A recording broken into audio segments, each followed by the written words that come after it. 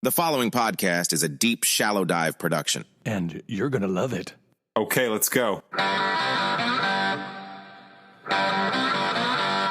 Hey, what's up, everybody?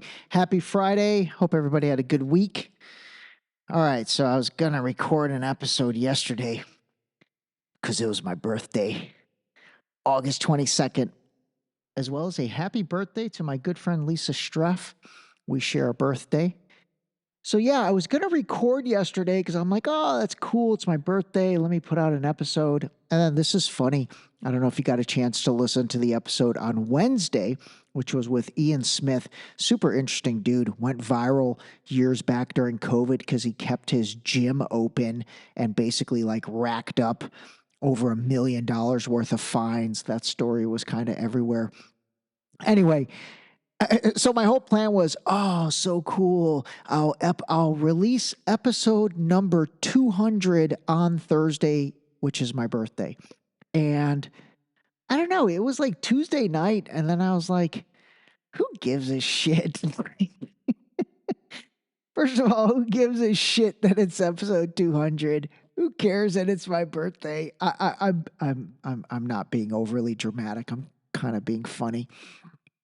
But I seriously was like, who cares? That stuff doesn't mean anything to me these days. What means something is spending wonderful time with you guys. Seriously, I really genuinely do enjoy this podcast and truly do appreciate any of you that are listeners. It really does mean a lot to me. And honestly, like, I love it. I really do love it. So anyway, Tuesday night, I was like, fuck it. I'll just release Ian's episode. He'll be number 200.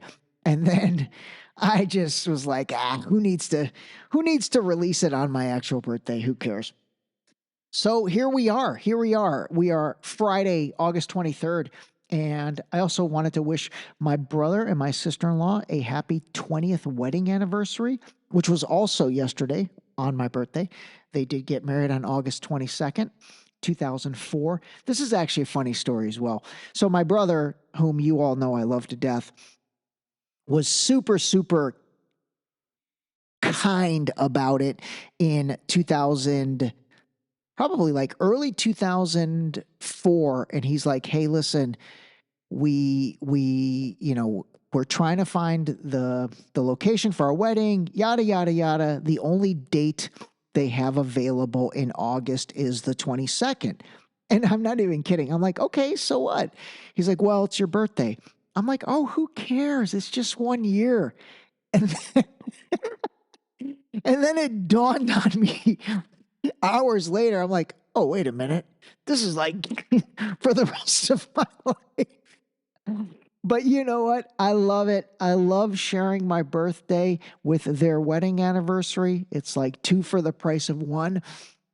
So happy 20th wedding anniversary to my brother and sister-in-law yesterday as well.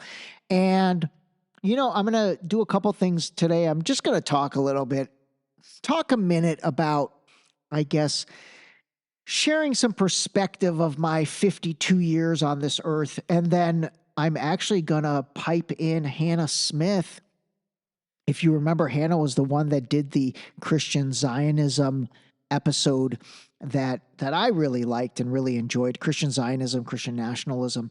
And she is in Chicago at the DNC. And so I wanted to bring her on because she wanted to kind of give the perspective of a little bit what's going on over there, namely as it kind of relates to the whole Palestinian situation, but she wants to talk a little bit in general. So I'm going to bring her on in a minute. But anyway, I'm not going to make this overly dramatic in terms of what I want to say, but I will say that, I absolutely, I guess my wish for my birthday, and this is pretty funny. Remember back in the day when it was either like the Miss America or the Miss Universe pageants, and they would ask, Miss America, what is your one wish for the world?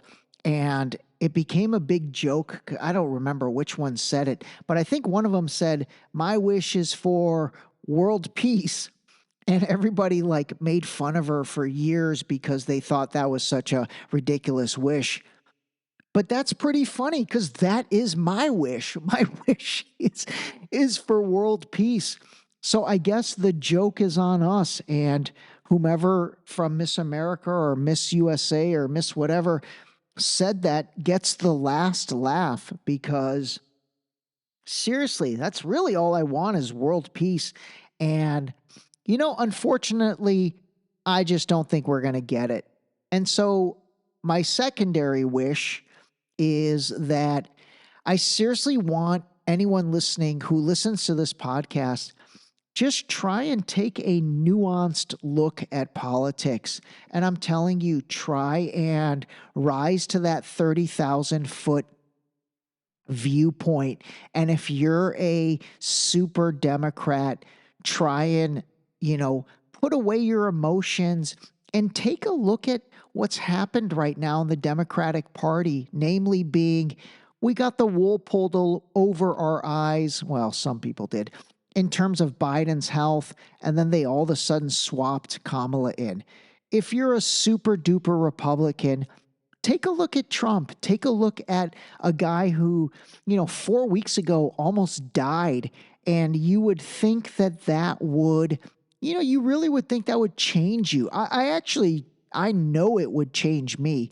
And he hasn't changed at all. He's still the same guy that is not trying to bring people closer together. He's just continuing to kind of talk to his base. And that's my biggest issue with him.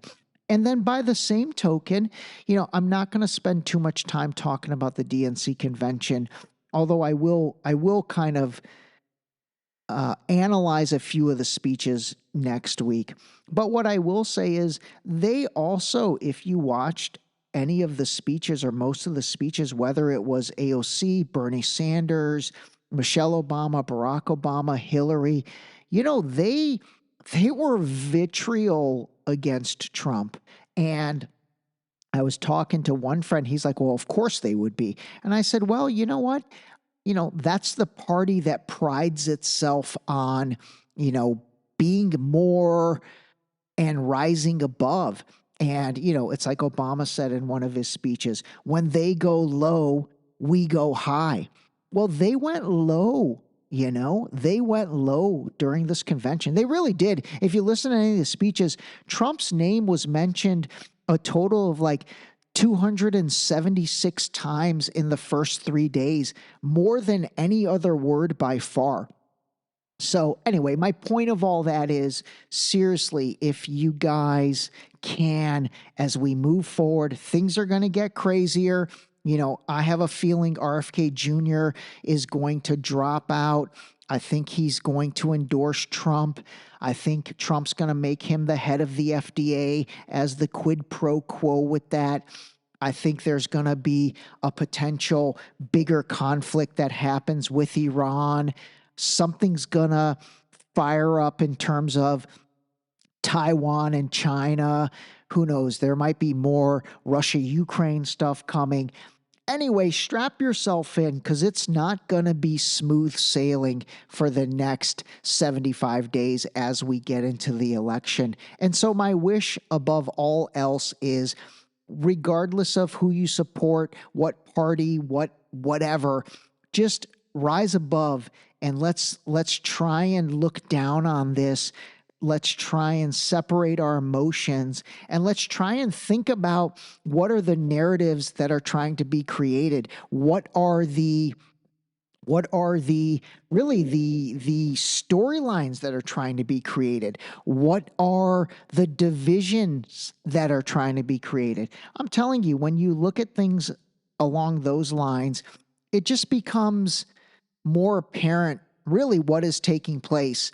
And while we fight over all this, and I've used this analogy before and I'll use it again, while they've got everybody playing checkers, they, quote unquote, are playing chess. And it's all about trying to figure out who that they is and who is benefiting, quite frankly, financially from all this on levels that probably most people can't even comprehend.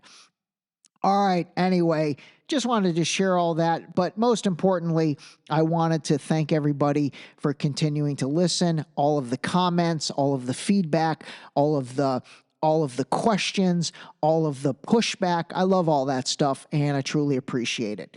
All right, there we go. There's all that. Okay, next up, let me get Hannah on the line, and Hannah Smith is going to be coming at us from the DNC in Chicago. All right, I think I've got her. Hannah, you there? Yes, I'm right All here. right, fantastic. All right, everybody. Hannah Smith is back, and she is coming to us from Chicago and the DNC. This is actually super cool, and I appreciate you taking time to kind of fill us in. So anyway, everybody, Hannah, as you know, was a DSD guest, actually one of my highest rated episodes. I did want to tell you that. I've been meaning to tell you that. So it was really good. People really enjoyed learning about, the Christian nationalism and all that we talked. But anyway, so give us, what's going on over there?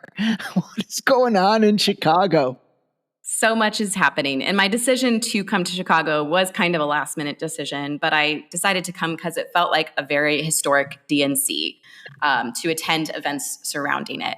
And it has been a very emotional road the past couple of days, I think, for everybody who is standing up for Palestinian rights, both those who are looking to reform the DNC from the inside and those looking to hold it accountable from the outside. So there has been a lot of protests, a lot of vigils, a lot of push from the uncommitted movement to really recognize and pull the topic of this genocide to the center stage of the DNC. And as this kind of democratic pageantry is going on, to make sure that this isn't business as usual. And so there has been a lot of energy and a lot of grief simultaneously in the past few days. And I'm really happy to be here. And that's good. Happy to be chatting with you today. Democratic pageantry. I love that, because honestly, that's really all I see. And I'm using the word democratic to refer to the party, not the concept of democracy. Honestly, I'm not going to lie. What I'm seeing and reading, I just feel like they have completely shrouded this thing. They've thrown a big blanket over it. They've minimized the press coverage.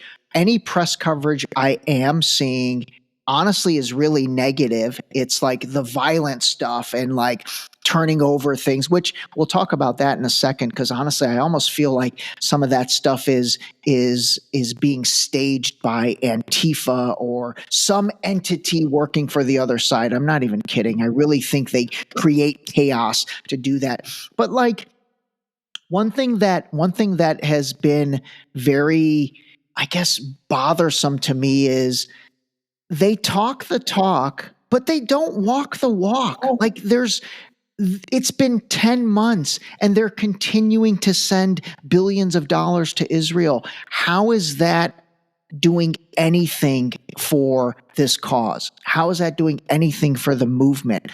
What do you think? Yeah, I think we saw from the Democratic Party in the Democratic Convention a lot of pretending to care, even leading up to the DNC. But then when it actually came time to put their money where their mouth was, seeing them pull back. And it's one thing to not care, honestly. I would rather someone not care than pretend to care and manipulate us. And even seeing AOC go on stage and say, we're doing everything that we can to have a ceasefire. And that's a complete lie. We know that the Democratic Party is not doing everything they can to secure a ceasefire. And so to see the way that the uncommitted movement was denied the ability to speak on the main stage. They did have a panel, which was super important and historic and honestly a beautiful thing to have happen and a step in the right direction. But they were denied the ability to speak on the main stage. And they're still staging a sit-in right now outside of the DNC. I think it's still happening right now. And that, it shows the manipulation that is going on to try to say, oh yeah, we do care, we're working towards this, when that's not what they're saying with their actions. And it really shows that when it comes to Palestinian rights, there's a huge double standard within the Democratic Party, because to say that you care about human rights, to say that you care about freedom, while in the city that has the largest representation of Palestinian Americans in America, denying the ability for a Palestinian to speak on a genocide that's going on right now is horrific, and it's disappointing, but unfortunately it's not surprising. Yeah. I was very surprised that they would bring on stage the mom of one of the hostages. I forget her name, Rachel Grossman, maybe. And again, here's the thing. Here's my take on that. I absolutely would love to hear from the mom of the hostage, but I'd also love to hear from some Palestinian person who's lost 50 members of their family and, has suffered in their right too. So I think it is a total double standard that they did not do that. It really shows me the meandering that they're trying to do with this. And you said something before we hit record. I think it was like mass manipulation. What was the term you used? Was that the term? It's mass manipulation. Mass manipulation. I love that. And you asked me, you said, "Hey, why do you even do this? Like, why do you do your podcast? Why do you do all this?" And it's because mass manipulation pisses me off. It really makes me mad to think that there are groups of individuals who think they can pull one over on us, and honestly, I feel like that's what's taking place right now on the Democratic side with this situation. On the Republican side with this situation, yeah, I'm not a fan of the way Trump talks about things, but at least you know where you stand a little bit with that. Now, I'm going to caveat that Trump statement by saying, I think Trump says what he needs to say in those regards because he wants to secure that $100 million from Miriam Adelson, and he wants to play to his evangelical Christian base who support Israel, because if they don't, the second coming of Jesus is not going to happen. I don't think Trump, personally, I don't think he really not only cares that much, but I also don't think he is as bad about it if he wins. I think right now he's literally just doing and saying whatever he needs to do and say to whichever group in order to get the money and get the support. But on the Democrat side, I really do think they're manipulating the masses. I think it's talking the talk and there's no walk. They're not walking any of the walk. Let me ask you about Jill Stein. Mm-hmm. And just for everyone's knowledge, I mean, a lot of people still don't even really know who Jill Stein is, but she is running for president on the Green Party ticket, and honestly has gained a decent amount of notoriety. And she's really, in my opinion, a one-issue person so far. She's all about Palestine. She's Jewish, so it's interesting that she's able to leverage sort of that skin in the game. But so you talk to her a little bit, give us that interaction, and then I'd love your overall thoughts on her. Yeah, absolutely. And I just want to quickly say with Trump, I'm not fully aligned with you on that. Okay. I'd be curious to see how he would proceed. But given his history with the Arab American and Palestinian American community and the bans from certain countries, and then also moving the embassy to Jerusalem, which was obviously to appeal to the evangelical Christian Zionist movement. But I still wouldn't have faith that he would change when he's not looking to get reelected in his legacy years. I don't have a lot of confidence in anyone right now, which brings me to Jill. So that was such a perfect segue. We always want a savior, and it's understandable. Like, we want somebody that's going to represent us and that's going to turn this country around. And there's no president that is really going to save us. And I feel this kind of at the core of me. I always think about the concept of the philosopher king in Plato, and that one of the characteristics of the philosopher king, which would be this sort of virtuous, well-grounded person that wants to serve for the sake of humanity. One of the characteristics of the philosopher king is that they don't want to be the philosopher king. And I think that is a huge problem in politics. And it's part of why I just don't think that there's any presidential candidate who will save us. I think it has to come from the people, because we have to be able to move on from the mass manipulation so that we can push our leaders to do the right thing, not because we're begging them, but because they have no other choice. And so I think that the power really lies in the people. So I had a very brief interaction with Jill Stein. One of her right-hand men spotted me from like 40 feet away and said, "I know you from Instagram."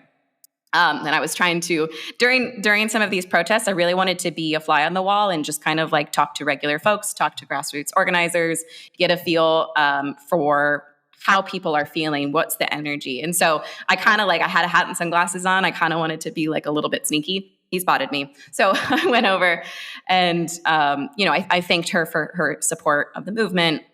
But really, I'm not going to go off of vibes. I'm going to go off of facts. But I did feel I didn't feel the energy that I was hoping to feel in meeting her. And that's okay. And obviously, protests can be exhausting. It's a lot of energy. And at the end of the day, this was like at 6 p.m. It's okay. By the way, are there thousands of people out there? How many people are there for this? Is it legit huge or not really? So it wasn't as large as I was hoping it would be, but it was between 15 and 20,000 people, which I think is great. Jill Stein was a part of a smaller kind of faction of the protests. I didn't see her at the main one, but then I saw her marching down the street in kind of the north side of Chicago, or I don't even know if it's the north side. I don't know Chicago very well, but there were a lot of people. There was a high turnout. A lot of 200 different organizations were a part of the planning of March on the DNC. So it was definitely a significant movement. So with Jill Stein, do I trust her? I know that there's a large movement within the Palestinian American community that is pushing for Jill Stein. And that is completely understandable, because I think it would feel, even for me, very sickening.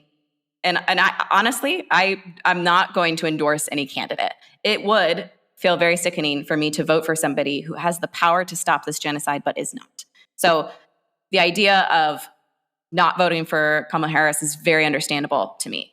Jill Stein is somebody that a lot of people are now pushing for, because she represents the ability to break the two-party system. And I think the two-party system does need to break. She represents the Green Party. So she's very pro-Palestine, and then she's also very pro environmental changes and regulations, which I think all of that is great. I have a lot of suspicions about her co-opting this cause for her own gain. And whether she is genuine about Palestine or not is not something that I can judge. But I have concerns that this is just an effort to say, okay, now is the time to break the two-party system. Let's have let's vote green. Let's show to the Democratic Party that we're not going to support a party that supports genocide, which is understandable. But really, she hasn't posted, she's not very active in between elections and the election cycles. And so her speaking out for human rights and things hasn't been that consistent, because it seems like every election cycle she runs and things go on. There was an investigation into some of the ads promoting her and things, and there was Russian money in 2016 that went to supporting her. That does not mean that she's a Russian asset. That does not mean that she had any say in that support. It's something to be cautious about. And then the other thing was she had a history, and tried to kind of cover this up, of supporting Bashar al-Assad. And let me tell you something that I just cannot get out of my head. In 2017, I was living in Lebanon, and I would go to Tripoli in North Lebanon quite a bit. And I spoke to a woman who was 8 months pregnant when she faced chemical weapons at the hands of Bashar al-Assad. And her child had a birth defect that was on the spine and was preventing him from being able to walk at a certain point. Nice. And after seeing that, to see someone support, and it's one thing to say, we need stability in the region, we need stability in Syria and all that, but to see someone use chemical weapons on their own people and to still support that is sickening to me as well. Yeah. And so I understand the movement to support her, but I think we also have to approach that with a level of criticism and just nuance as well. I know we were talking about this, nuance is so needed in all of these conversations. And I think often we're prevented with false binaries that don't really exist. There's a lot of space to have nuance here of how to create change and how to create change on the U.S. side of this movement for a ceasefire and for Palestine. No, I totally agree. I mean, my thing with Jill Stein is you're not running for president of Gaza. You're running for president of the United States. And I've seen nothing from her talking any other type of policy besides Palestine. And so I feel like her and her team said, hey, you know what? This is our one issue. A lot of times with elections, it does come down to one issue voting. You know, people will pick one issue, whether it's abortion, immigration, or whatever. They're like, okay, we're going to make this our one issue, and we're going to own this on behalf of the Palestinians, and that's going to be our flag. So I'm a little bit skeptical there. Speaking of other candidates, is there any talk of Robert F. Kennedy Jr. in that group? Because I mean, I think that dude's a big time Zionist supporter, which is weird because of all the interesting things that are coming out about the death of his dad and uncle at the hands of the Mossad. I mean, and when I say there's a ton of that. And then also the USS Liberty bombing that took place. So it did not seem his dad and uncle had a very good relationship with Israel, but he seems to be bought and paid for. What are your thoughts? I don't really understand. I don't think it's consistent, as you said. I don't really understand his support for Israel. I have a Palestinian friend who met him and really felt like he was not going to change on this issue. And so whether he's bought and paid for, I am not sure. Whether he just hasn't understood the issue at the depth that is necessary, I'm still not very sure. But he seems like a guy that really wants to get to the truth and really wants to share the truth. I feel like that is a core piece of his campaign strategy. And then to simultaneously support Israel does not make a lot of sense to me. So I don't understand it. I don't know why. But no, that's exactly, you just nailed it. And that applies to Jill Stein and him. Here are two people that are trying to show us the truth, show us that the two-party system is broken. And then yet with Jill Stein, she's not showing us anything else.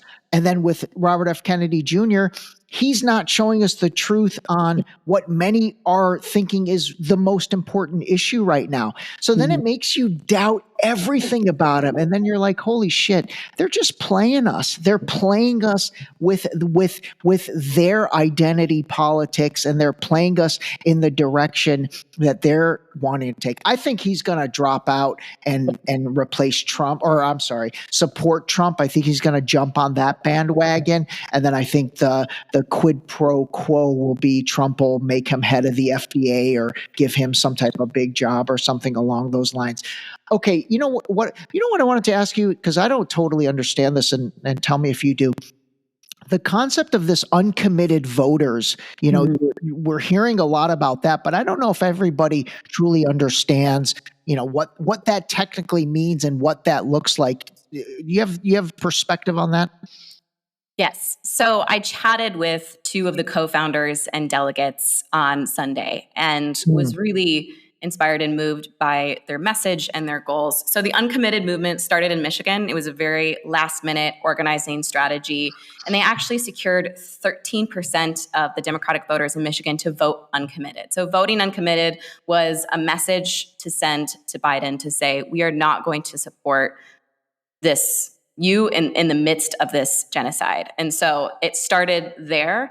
And this was during the Democratic primary in February. And then it moved into a nationwide movement. So there's over 740,000 voters who have voted uncommitted to support these 30 delegates who are now at the DNC. And this group they are Democrats. They are progressive Democrats. They are a lot of Palestinian American and Arab Americans who want to see this country actually represent its people. And the majority of Democrats support a ceasefire. The majority of Democrats support limitations on this funneling of arms into Israel unconditionally. And we're not seeing that represented by the party. And so the uncommitted movement aimed to do that. And so they are They voted uncommitted. Then when there was a roll call on a kind of a Zoom that the Democratic Party had after Biden stepped down, they nominated, rather than nominating Harris, they nominated children who were in Gaza. And so, so what they're doing is very powerful. Also, what they're doing is trying to reform the Democratic Party from the inside. And so they have faced criticism. And when I posted a video with some of the clips from the interview that I did with them on Monday, I got a lot of comments from people saying, this is worthless, this is unnecessary, all of that. One thing I will say is I think that it's important to apply pressure in every single way that we can. And it's important to make this issue not just a leftist issue, not just even a Democrat issue, but this is a human issue. And so the more that we can get this genocide, the more that we can get Palestinian rights to take the center stage in these types of environments, I think that's beneficial. And so there were uncommitted delegates who also unfurled an arms embargo banner at the DNC. There were uncommitted delegates who just held a press conference this morning about the fact that they were denied the ability to take the stage. And they had multiple different options for speakers to speak on the main stage. They had already sent in the script for the speech. It had been, they had every reason to be able to speak, but were not given that. And so the uncommitted movement, I think what they're doing is it's really good strategy in a way to try to reform the party from the inside, even if it doesn't work, because it is bringing this issue into the mainstream. And because it is showing, hey, if we're going to break the two-party system, we need to do everything that we can to reform it in the first place. And so that's what the uncommitted movement is all about. Highly recommend that people check them out, not only because what they're doing is important, but because I think it's really good campaign strategy. They've gotten a ton of press. Yeah.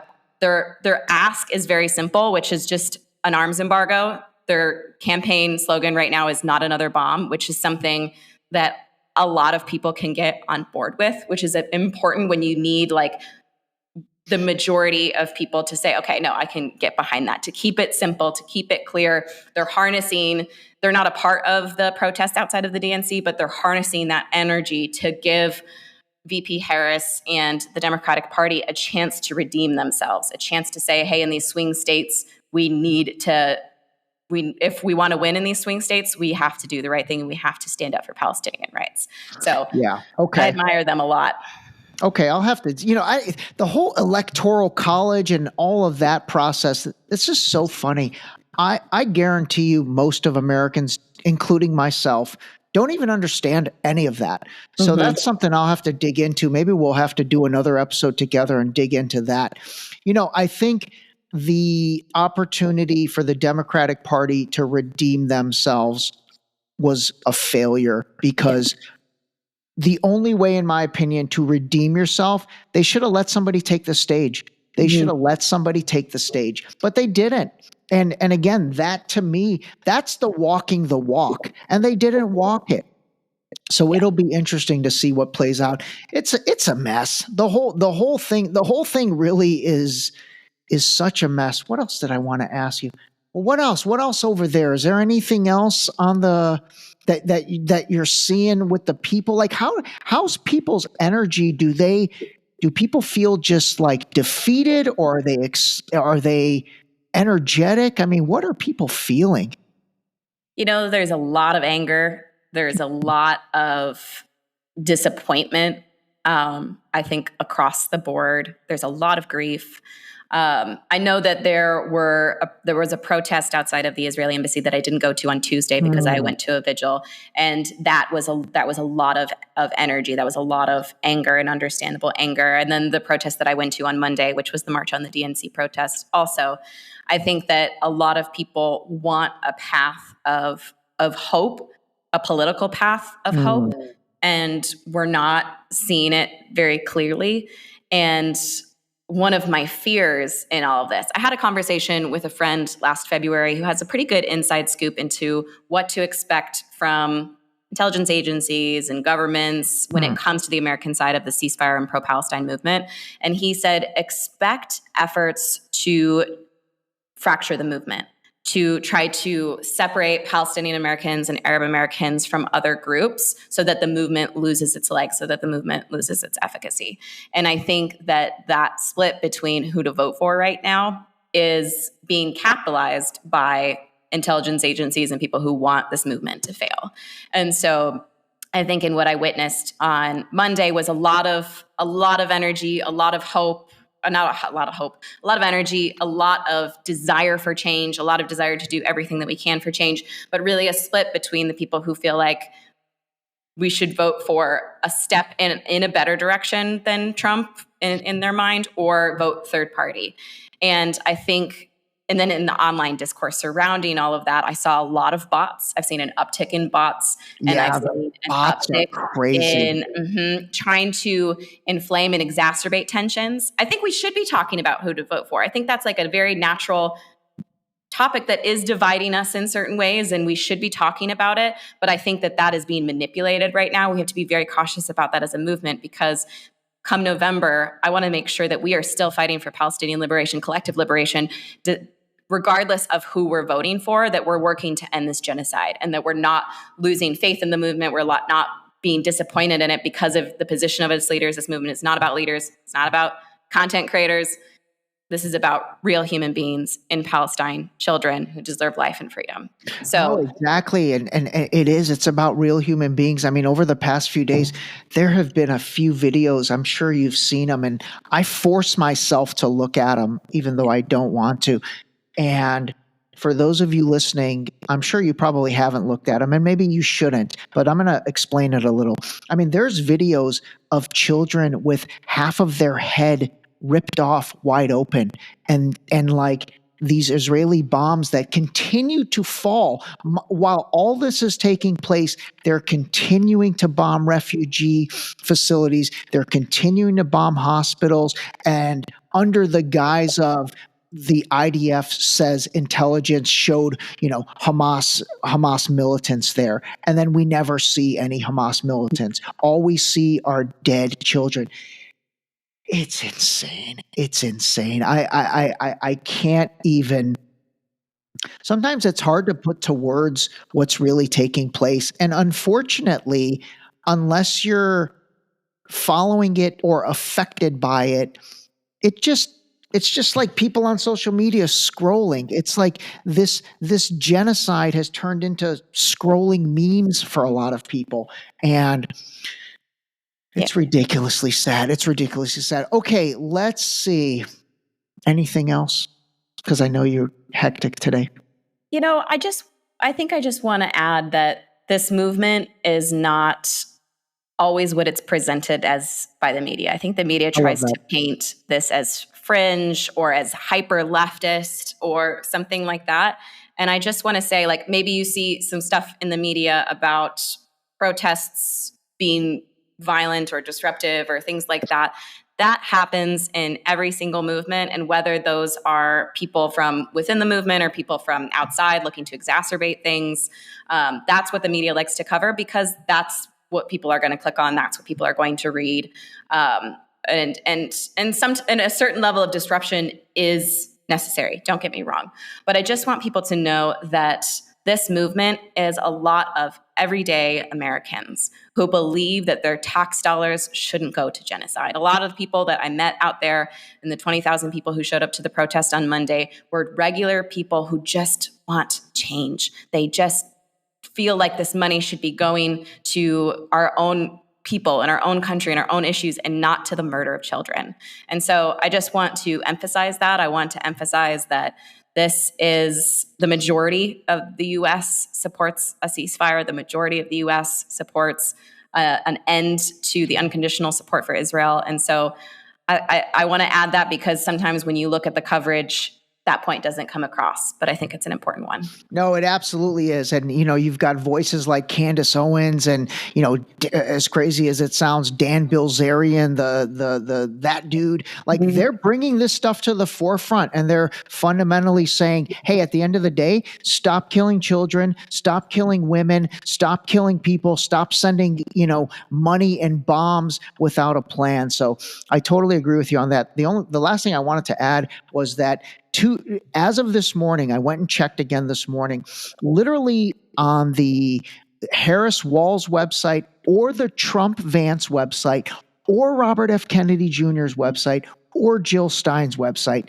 None of them have what their plan is and what their policy stances are.